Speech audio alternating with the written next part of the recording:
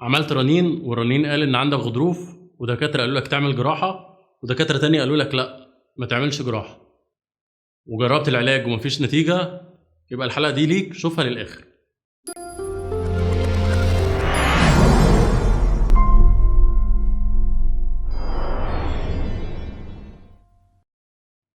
مساء الخير، انا دكتور محمد عبد الوهاب، اخصائي العلاج الطبيعي والتاهيل، ودي رابع حلقه من سلسله الغضروف ومشاكل العمود الفقري. قبل ما ابدا الحلقه احب افكرك تشوف الحلقات اللي فاتت عشان تبقى متابع معايا، وتعمل لايك لصفحتنا على الفيسبوك واشتراك لقناتنا على اليوتيوب وتفعل الجرس. ناس كتير عندها غضروف وتحدد لها جراحه بناء على ان في غضروف في الرنين. هل الكلام ده صح ولا غلط؟ قبل ما اقول لك الكلام ده صح ولا غلط خلينا نشوف الفيديو ده. But right now, let's talk about the big lie.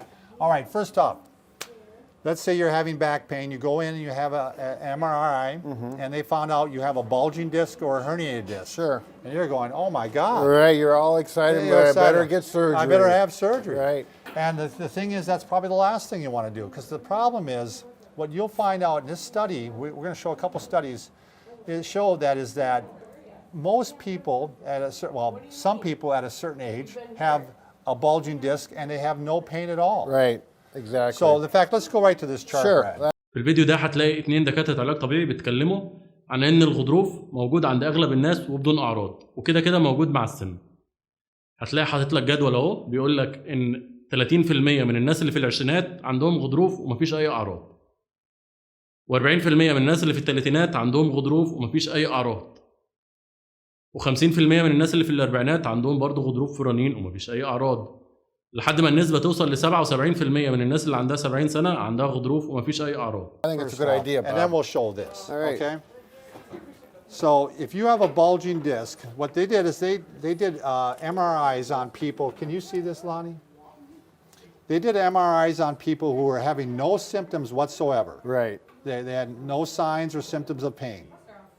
Right? Yep. And they did it on people in their 20s, 30s, 40s, 50s, 60s, and 70s. What they found out is that 30% of the people in their 20s had a bulging disc. No symptoms. No symptoms. Active people. Yeah. 40% in their 30s, no symptoms. Had a bulging disc. Right. All the way up to when you're in your 70s, 77% of the people had a bulging disc, Right. but no pain. And you can see it just gradually goes up with Yep. age. وبيقول لك ان الغضروف في الرنين كده كده هيبقى مع السن، وزيه زي الشعر الابيض، لما يبقى عندك شعر ابيض ما بتشيلوش، خلاص هو ده الطبيعي، ده السن. So it's a part of aging. It's a Right. deterioration process. It's like getting gray hair. It's like getting gray hair, exactly. Or putting on a few extra pounds. Sure. maybe. So are you going to have surgery when you get gray hair, Brad? No.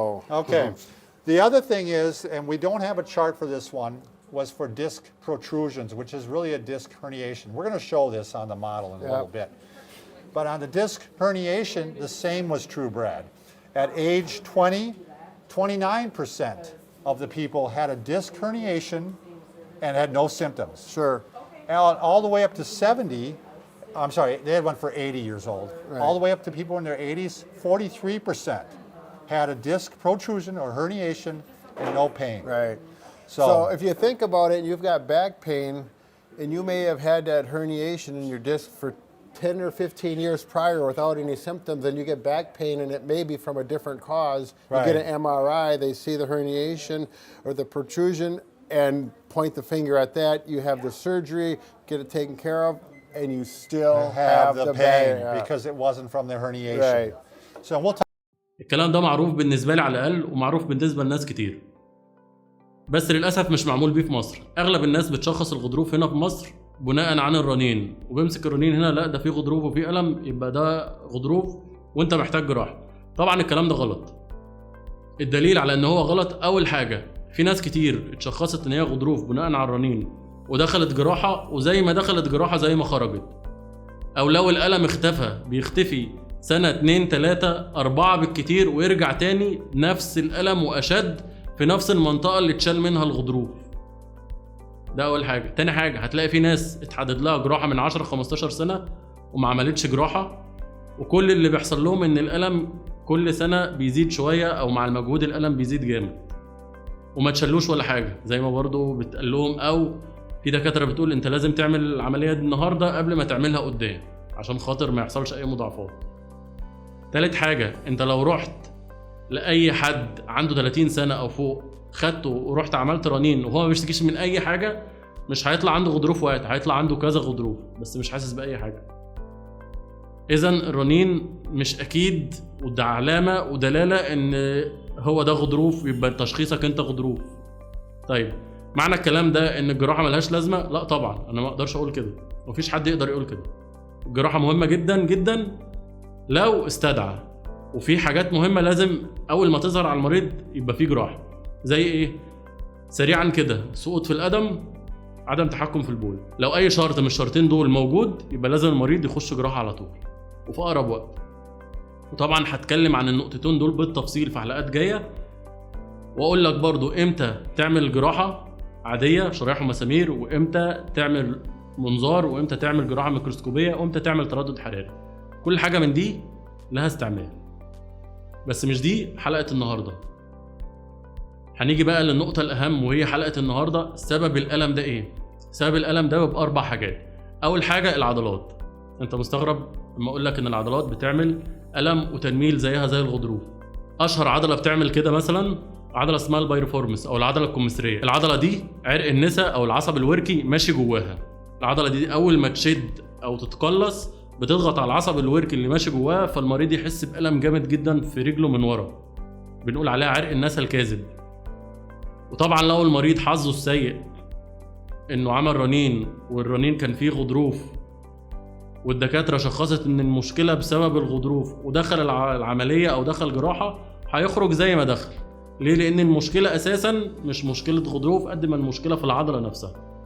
طبعا انا قلت الكلام ده بالتفصيل واتكلمت عن التوازن العضلي فعلى الموقع بتاع nobeinclinic.net، هتلاقيني سايب لك لينك في اول تعليق تقدر تبص عليه. دي حاجه. الحاجه التانية ان في عضلات كتيره زي البايروفورمس كده تقدر تعمل نفس المشاكل، وهنذكرها بالتفصيل في حلقات تانية بس مش ده وقتها. انا بس بقول لك مثال بسيط ان ممكن العضله تعمل مشاكل زي الغضروف والم وتنميل وتسميع وتخليك مش طايق نفسك ولا عارف تشتغل ولا عارف تتحرك من عضله.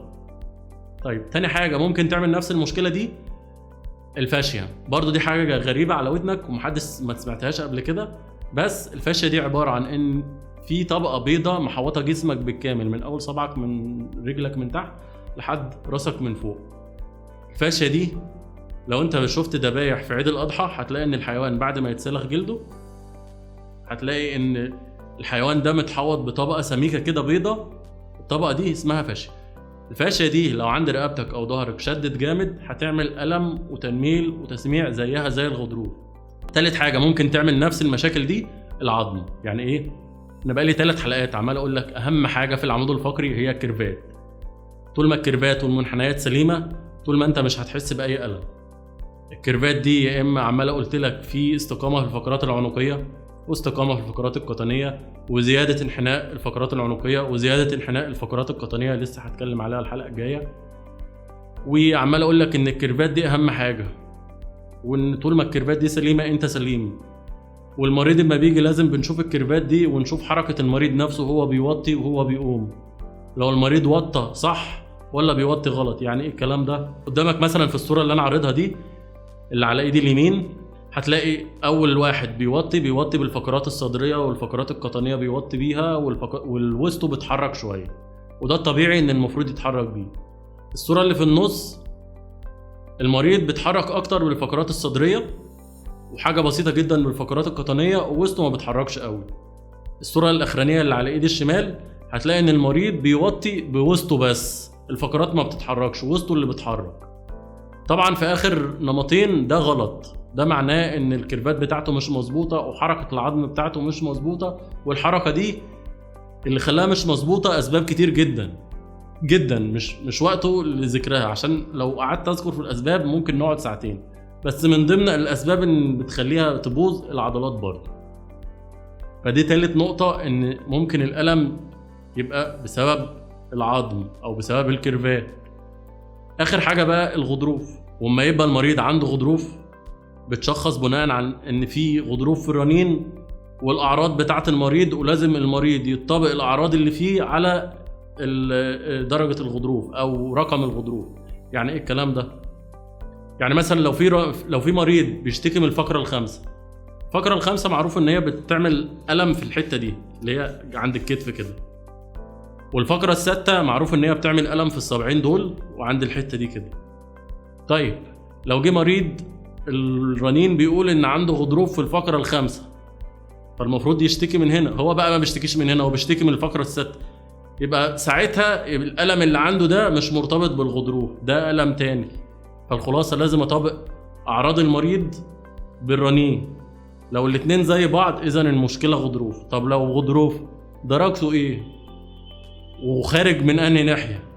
وشكله إيه؟ وهل ينفع معاه علاج طبيعي ولا ما ينفعش؟ كل ده بعد ما تأكد إن المريض فعلا عنده غضروف. الخلاصة إن مش أي ألم هيبقى سببه الغضروف، ومش أي غضروف هيبقى هو سبب الألم. وعالميا الفحص السريري أهم كتير جدا من الرنين.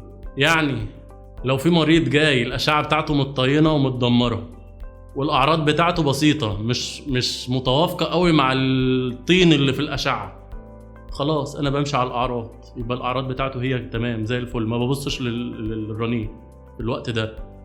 اغلب الدكاتره هتقول لك لا ده لازم يخش جراح، لا انا ماليش دعوه، اهم حاجه المريض. والعكس، لو مريض الاشعه بتاعته بيرفكت ما فيهاش اي حاجه وما فيهاش اي غضروف والاعراض بتاعته شديده جدا، ما ينفعش تقول له لا ده انت عندك حاله نفسيه، ده اللي انت بتشتكي ده انت ما عندكش حاجه، انت عندك حاله نفسيه. لا طبعا، هيبقى المشكله عنده في اي حاجه من الثلاثه اللي قلناها قبل كده. فالخلاصه ان لازم المريض مع الرنين مع الاعراض كله بيتطابق مع بعضه عشان نطلع بنتيجة، وعشان لو شخصنا صح العلاج بقى يبقى صح. وفي النهاية أتمنى كلكم تبقوا بصحة كويسة بدون أي ألم. وما تنساش تعمل اشتراك لقناتنا على اليوتيوب وتفعل الجرس وتعمل لايك لصفحتنا على الفيسبوك وتستنى كل جديد. شكرا.